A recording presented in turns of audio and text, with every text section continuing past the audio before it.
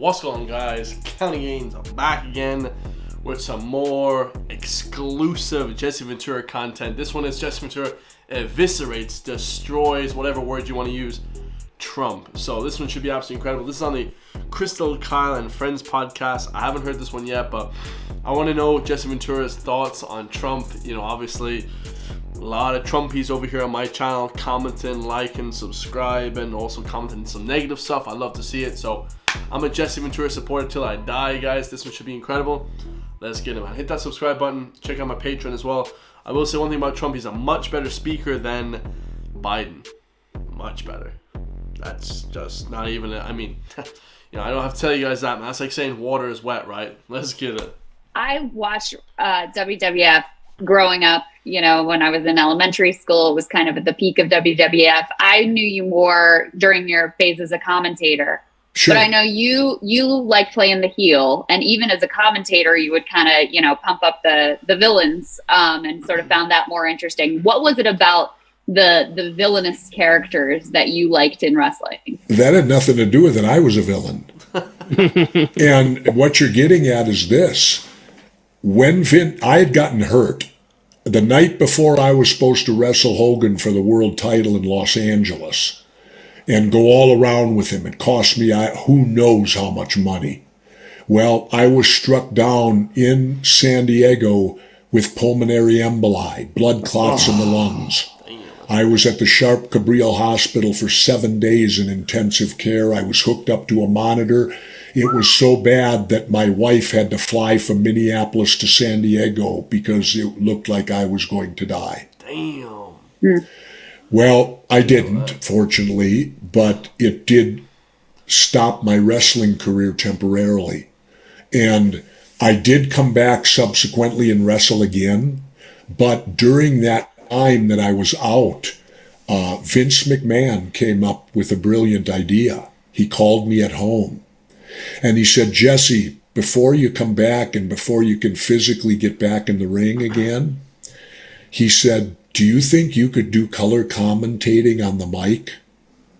Because he knew I was a talker. And I said to him, absolutely, I could do it, Vince. He said, and it was Vince. Let's give his credit. Vince goes, I've got an idea. He said, never before in wrestling has there been a villain on the microphone. Ooh. Somebody who will side with the bad guys. Damn. Never. It's never been done. That's crazy. The announcers are always Mom Apple Pie and the girl back home. They're siding with the good guy. Yeah, that's true. Vince goes, I want to try something new. Huh. I want to put you on, and I want, and okay, I got there the first time going to do it, and here's what Vince told me before I went out on the mic. He said, Jesse, here's your thought process. Here's how I want you to operate. He said, very simple premise. If you believe it, then it's true. And I sat a moment, thought, oh my God, he's giving me carte blanche. He's like free reign, right? Telling me, turn it loose. Yeah, that's crazy. Now, other than violating an FCC regulation, Vince just took the handcuffs off. And so I went out there and started siding with the bad guys. I started explaining to the public how intelligent you had to be, because in my day there were rules. The thing wrong with wrestling today, there's no rules. You can't break a rule today because there are none. But in my day, if you threw someone out over the top rope, that was disqualification. If you pulled somebody's hair, that was against rules. Well, what I did, I showed how talented the villains were hiding that from the referee and able to get away with it. And pretty soon the fans are going, he's right, he's right. And I'll say this, if you want to know my influence, and I'll give a plug here, Tito Santana has written a great book. He gave it to me last spring. I read it, and there's a part I was on the floor laughing so hard about me. And the book is called Don't Call Me Chico. And that's a title from me because I'm the one who kept calling him Chico Santana instead of Tito. That was my thing, to mispronounce people's names on purpose to show they're irrelevant. They don't mean Oh, that's classic. You know what? Chico Santana, Tito Santana. What difference does it make? You know See, what's that's how funny? You I'd be say on that. the mic. It's Well- funny you say that because I feel like that's something that Trump intentionally does too. He'll here screw Sure up does. He people's got it names. from wrestling. Right. So I wanted to ask you because there's all this commentary. I think Matt Taibbi might have been the first person who really sort of laid this out. What Trump learned from his involvement with wrestling and from Vince McMahon and from kayfabe. I'd love to hear your sort of assessment of what he drew from the professional wrestling world that has been so effective for him, sadly, as a politician. You already know it. He learned from them exactly what Vince told me. If you believe it, then it's true. And that's exactly what Trump's operating on. He says it, he believes it, so therefore it's true, and he don't give a shit what the real truth is. He's portraying himself as a WWE wrestling villain. Plain and simple. That Wow. and I objected at first of him ever going in the Hall of Fame. I said, what did he ever do? Gave us 2 buildings to wrestle in and did one angle with Vince once, and that gets him the Hall of Fame?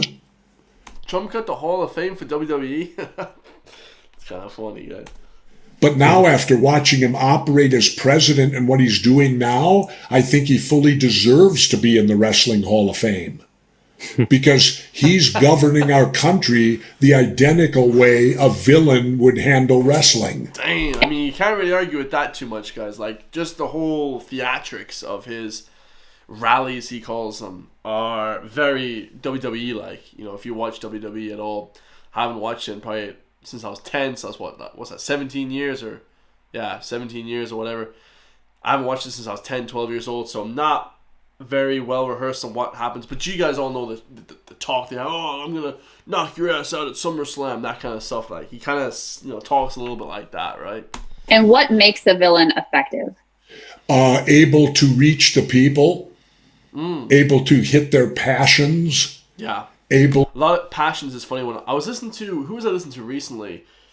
I was listening to Royce the 5'9", who's an American rapper, and he was basically saying that a lot of the racists and a lot of, I'm not saying that you're racist if you listen to Trump, but a lot of the people that support a lot of ideologies that are kind of a bit out in left field, that say, you know, or racist or whatever, or at least at the very least prejudiced or this kind of thing, they always love Trump because he kind of supports that. He kind of is like giving you ground to do that. And looking back on the people that I used to know who used to love Trump, that actually makes perfect sense, you know, with the whole white supremacy type thing, like, and that's not everyone, guys. That's probably like 2 or 3% of Trump supporters, but I'm saying you could see the direct correlation between a guy who's just obsessed with Trump and a guy who, you know, is prejudiced or racist or a lot of different things. You know, they have some issues, that's, you know what I mean, family issues or whatever the case may be. And you could just tell that stems from that, like 100% just directly. Looking back, I'm like, oh wow, how did I not pick up on that sooner, you know? He kind of gives you free reign to kind of act and do a lot of those things in public, you know? I'm not saying Trump's a racist, I'm not saying that at all. But at the very least, you know, the whole immigration thing and against certain types of people and that kind of thing, it kind of gives you more confidence to be like that in public than if the president of the United States, you know, the biggest country in the world, most powerful, is doing that, right? So to instill So triggering in the them, libs, for example. What's that? Triggering the libs, for example, owning the libs. Well, and Getting people and for angry, him, riled up. and for him, the far right. When I won my election in '98, Donald Trump came to visit me. He flew in on a jet to meet me. yeah, it's interesting he does that. Like, I feel like Donald Trump, he like talked to Eminem. He was like great friends with all these people back in the day. You know, but then time passes and weird stuff happened. He said that Donald Trump wasn't the Donald Trump that he met back in the 80s as well. People change over time and they get a little bit more extreme in their ideologies, you know? And you know what? He was pro-choice then. Huh. Then in 20 years, he became adamant pro-life. Why? Because that's what Donald Trump needed. Yeah, he's kind of wish-washy, like, on certain topics. Like, you just know that guy was definitely, you know, had abortions back in the day, guys. Like, for sure, right? It became very clear to me very early on. Donald Trump does everything for Donald Trump. Wow. End of story. Basically, there's no integrity, guys. You know, there's no idea that he would stand his ground on. So when he says he's doing it for us or doing it, he's not at all. It's got to do with what is best for him. Because I've seen him change his spots in a mere 20 years. He went from supporting Democrats financially too, to now he's the ultimate right wing and he found the Lord. You're gonna and they've embraced him. Here's one I always liked. Now, what would the right have said about Barack Obama if Barack Obama would have had children from 3 different wives? What do you think the right would have said about him if he'd have ran for president and had fathered children from 3 different wives? And yet the ultra-right, religious right, just embraces Trump like he's the long-lost soul who's found Jesus. After violating every religious code in his whole life. Yeah, it's such a I mean, when Donald Trump holds up a Bible, it's laughable. Yeah. It's like me holding one up, and I'm admitted I'm agnostic atheist. Same here, You know, brother. but I admit it. I'm not going to hold the Bible up and tell people that, yeah, I live by this book. It's basically saying just be honest, guys. Like, it's kind of wish-washy. He said something that I wanted to talk about. That I want to talk about. The whole idea, like, wish-washy, kind of like just appealing to different people, guys. Like, he was supporting the Democrats publicly, everything, and he definitely wasn't. But then he saw an opening, kind of an opportunity to become president in the Republicans. So that's what he chose to do. You know, kind of lost a bit of self-credibility in doing that. But I mean, the president.